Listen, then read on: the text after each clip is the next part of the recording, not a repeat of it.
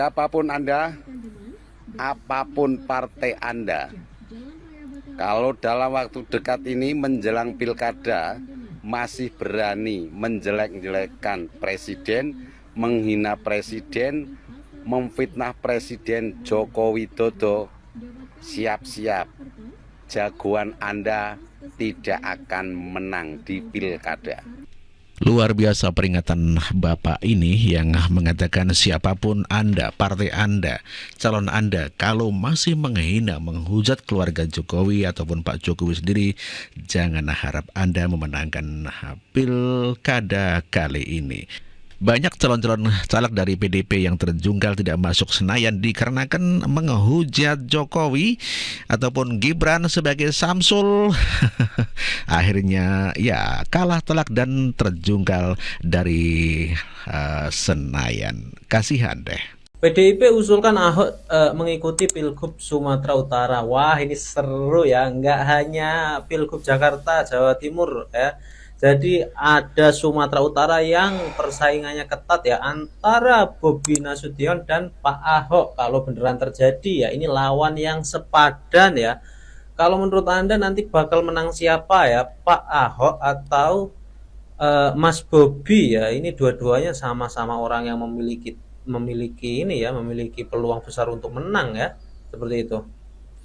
Kalau menurut saya yang akan menang adalah Bobi Nasution, dikarenakan Bobi Nasution adalah merupakan orang pribumi asli ataupun orang daerah sana begitu ya. Bukan seperti Ahok, Ahok adalah orang Jakarta.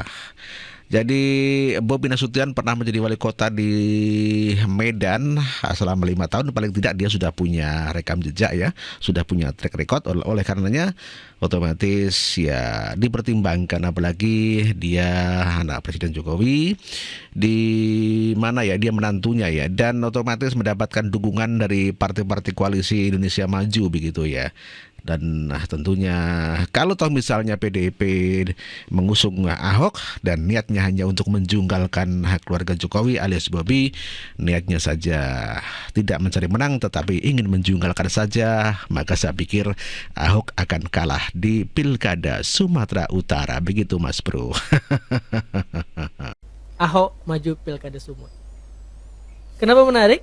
Karena memang di Sumut ada Bobi Nasution, si Pangeran Istana, akan menjadi penantang Ahok.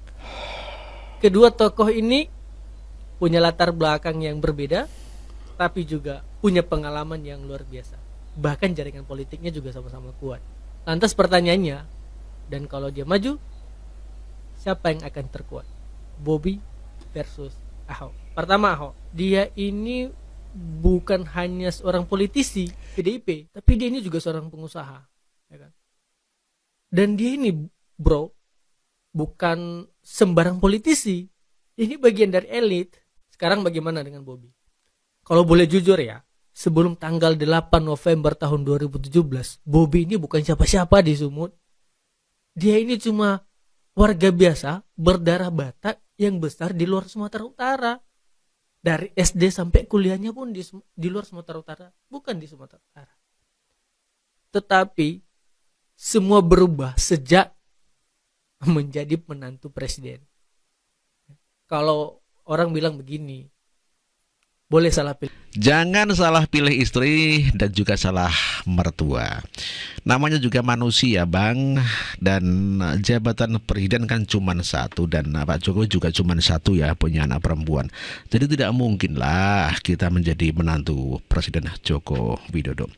Itu merupakan nasib seseorang, kita tidak bisa memilah dan memilih nasib kita. Kita mau dilahirkan anak siapa, anak petani, anak pengusaha, anak pedagang, ataupun anak presiden, kita tidak bisa menentukan itu. Dan juga termasuk jodoh itu juga kita tidak bisa menentukan. Sebelum Bobi Nasution juga si itu anaknya Pak Jokowi itu juga sudah pacaran, tetapi kan kandas juga. Dan memang kali ini jodohnya adalah Bobi Nasution, orang Sumatera Utara. Saya pikir kalau masalah jodoh termasuk kelahiran kita, itu memang ya sudah menjadi ketentuan ilahi, sehingga kita tidak perlu menyesali lah. Kita terima saja dan syukuri apa yang kita terima, karena itu adalah pilihan kita masing-masing. Jadi Projo pasti memainkan perannya di pilkada serentak karena pilkada serentak ini satu momen politik penting. Kita akan mendukung calon-calon kepala daerah yang akan bersinergi dengan pemerintah pusat. Ini penting ya buat kita, buat semua supaya ada kesamaan visi, ada keselarasan antara pemerintah di daerah dengan pemerintah terpilih di pusat. Supaya apa? Janji-janji kampanye, program-program pro rakyat, program-program menuju Indonesia Emas bisa dieksekusi dengan cepat di daerah. Karena pilkada serentak ini adalah distribusi kekuasaan di daerah, jadi itu penting. Sorry, Mbak. Aduh, ini Sebentar, sedikit ya. sebentar. Kita udah mau habis nih. Ya, sebentar. Apa pernyataan dia itu tendensinya menganggap Indonesia itu federatif? Nggak bisa, gitu loh. Siapapun yang terpilih di daerah ya tunduk sama Mendagri. Betul kan, Nel? Iya. Nah, konsep dia itu berangkat dari pemikiran negara federasi. Bisa beda-beda gitu loh. Walaupun federasi pun ada kesepakatan hal-hal tertentu pusat. Ya. Gitu loh. Nah, konsep itu diperbaiki, tolong panel ya. Oke. Terakhir Bang Ege. Memang apakah- dari apa yang disampaikan Adian ini tugas dia makin berat nih. Ya. Bagaimana menghadapi pilkada di Sumatera, Pulau Jawa ini berat sekali nih. Oke. Serentak tahun 2024 tidak ada lagi faktor Jokowi. Jadi jangan Siapa yang namanya Bapak ini saya lupa. Kader PDIP kan Bapak ini ya, pokoknya yang dulu kanal telah anak melindungi bangsa. Pak Jokowi waktu Pak Jokowi masih bergabung di PDIP. Dan setelah Pak Jokowi keluar dari PDIP, ya selalu menjatuhkan, selalu menjelek-jelekan, dan Bapak ini mengatakan di Pilkada 2024 nanti tidak akan ada lagi faktor Jokowi. Kata siapa Pak? Ya, saya sebagai pengagum dan pencinta Pak Jokowi atau kami-kami ini sebagai pendukung 02 akan tetap loyal kepada Pak Jokowi sampai kapanpun. Sampai Pak Jokowi tidak lagi menjabat menjadi presiden. Dan Anda juga mengatakan kita-kita ini tidak boleh terlalu confidence. Justru Anda yang terlalu confident atau kepedean. Ya, jangan terlalu percaya diri Pak. Ya sudah terbukti kemarin ini akibat kesombongan dari partai ini ya. Akhirnya apa? Cuma dapat 16% ya. Anda coba-coba mendoktrin kami sebagai pendukung 02, tidak akan mampu Pak. Tunggu saja di pilkada nanti ya. Kami ini sebagai pendukung 02 akan siap menenggelamkan banteng. Camkan itu. sudah menjadi bebek lumpuh, selumpuh-lumpuhnya menurut saya. Bapak ini membicarakan pilkada di 2024, pilkada serentak. Ya, Bapak ini bilang Jokowi sudah tidak lagi menjabat jadi presiden di pilkada 2024 serentak maksudnya. Ya, jangan berpikir bahwa pengaruh Jokowi akan sekuat pada waktu dia menjabat presiden. Belum tentu, dia bilang. Bapak ini bilang udah mulai ambruk Pak Jokowi, udah jadi bebek lumpuh, selumpuh-lumpuhnya. Jadi di pilkada 2024 serentak nanti tidak ada lagi faktor Jokowi. Jangan khawatir, jangan so overconfident bahwa orang-orang yang didukung Jokowi sekarang pasti menang. Itu statement Bapak ini. Pak, pilkada belum lagi dimulai, Bapak udah takut duluan. Ya kan? Dengan mengatakan Pak Jokowi tidak punya pengaruh dan Pak Jokowi sudah menjadi bebek lumpuh selumpuh-lumpuhnya. Nanti kita lihat di pilkada serentak di 2024. Apakah Bapak Jokowi yang Bapak bilang bebek lumpuh, selumpuh-lumpuhnya, masih punya pengaruh nggak di negara Republik Indonesia ini? Jadi sebelum bertanding, Bapak jangan ngomong itu dulu. Berarti kan Bapak punya ketakutan bahwasanya Pak Jokowi masih besar pengaruhnya. Kalau nggak mungkin Bapak bersuara. Ya kan Pak? Terus Pak, seharusnya Pilpres menjadi pelajaran bagi Bapak semua. Karena terlalu sombong dan angkuh, ya, akhirnya Bapak kalah.